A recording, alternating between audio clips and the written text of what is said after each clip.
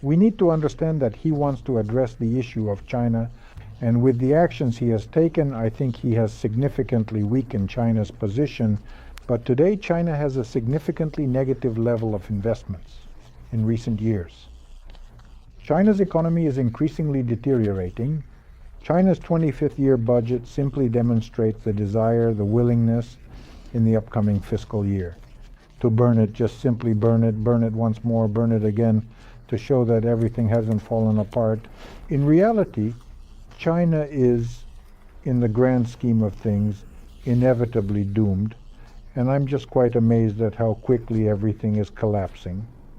Of course, most analysts, undoubtedly many experts, firmly assert that China is indeed a truly equal partner and is capable of winning in various aspects of global competition. America and beyond, I personally consider that to be utter nonsense, coming from people whom I do not personally know or have any acquaintance with. Well, they just believe in a world where China is getting stronger and America is getting weaker. I see it this way. America in the 40s, 50s, and 60s built up a margin, which it turned into like anyone would. When you build up a margin on something, you think about how to turn it into rent. And the United States turned that into rent all over the world.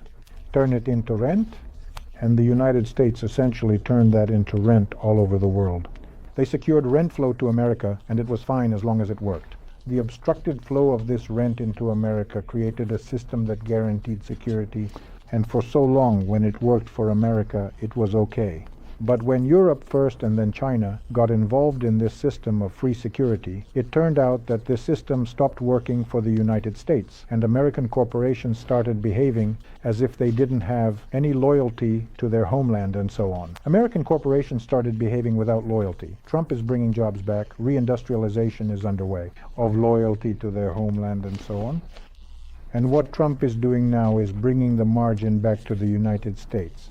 In short, the process of reindustrialization is underway. Today, the United States is indeed a destination where all the capital from around the world is truly rushing, because there will only be real profit there, and it will simply create a new system.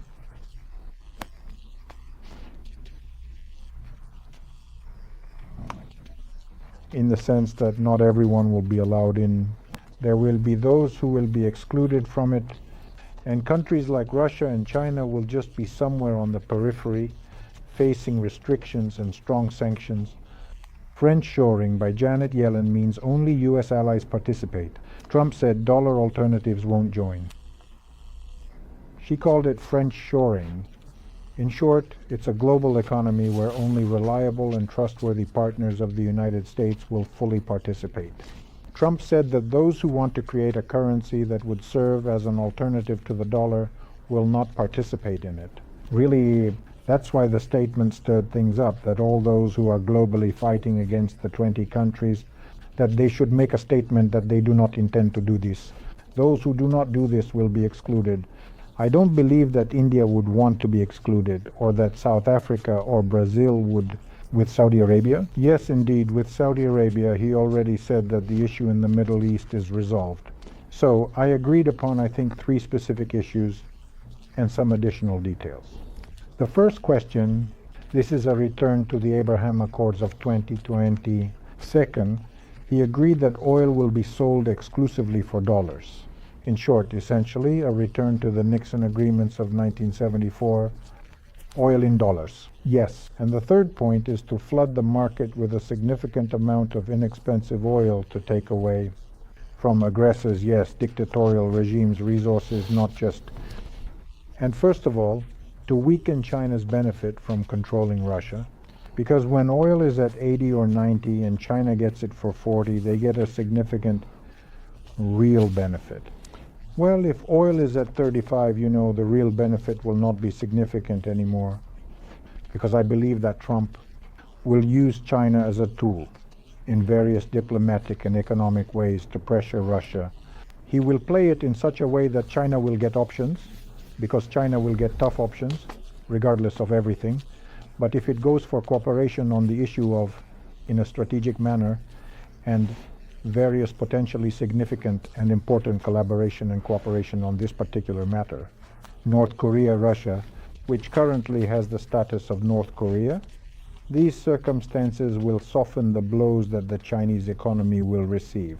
And as you know, considering that Russia's 2 trillion economy, which is quite significant, makes up only about 12% of China's economy, Trump will put a simple choice in front of China. Either you want to lose it yourself, 25-30% of their economy defending Russia, or it will turn out that this won't happen, because Trump indeed has more or less such levers. Peter, look, but this logic suggests that the key problem for the US is Russia, not China, which is the opposite of how it actually looks.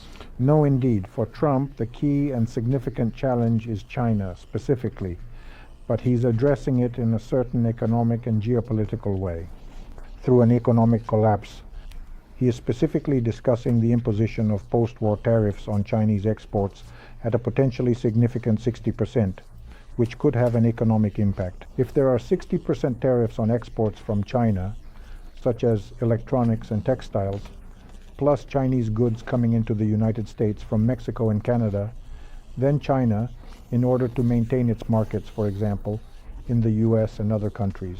Because Europe will also be involved in this, in order to maintain markets and have the opportunity to participate in trade, they will be forced to weaken their currency, just like they did in 2018.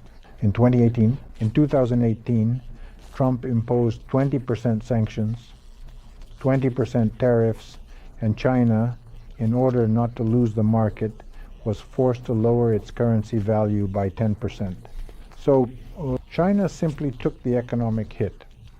The American didn't pay more for the Chinese goods, and China forced this to avoid losing markets.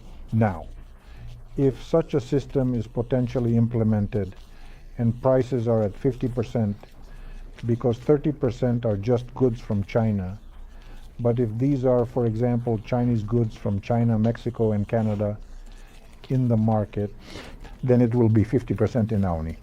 What's next? If AUNI drops by 50%, then all the other countries in the global south will be forced to do the same. Why? Because if they do that, then China will simply take over their markets. In short, essentially, a war will start in the global south over what? To maintain the ability to sell Stoliba in order. And Trump has already said that we will be buying, since there will be a lot of cheap stuff because of the global crisis in the south. They will simply be forced to sell a significantly larger amount in order to maintain any income from foreign trade, because prices will be crashing. The American economy, in my opinion, I would say, has the significant potential and capability to move. Reindustrialization will happen, and it will happen faster. The global south will significantly lose purchasing power in the near future. And then the collapse of BRICS will begin, as they said, because then you'll have to decide who you buy from. Well, everyone is selling cheap oil. There's no demand for it because of the global crisis. There's a lot of it, and it's cheap. What we saw at the beginning of COVID. This won't kill or hurt the economy of the United States, because they also have the cost of extracting gas and oil, and $35-40 for oil will pause them. As a money producer, you can create support programs, etc. They will also pause the dollars for oil. The question is that when you are a producer of money, you can create support programs and so on and so forth. You can, especially since you can force them to buy, because Europe is currently relying on Russian gas. Really, not relying on it anymore. She is already significantly less dependent on Russian gas. I clearly speak American.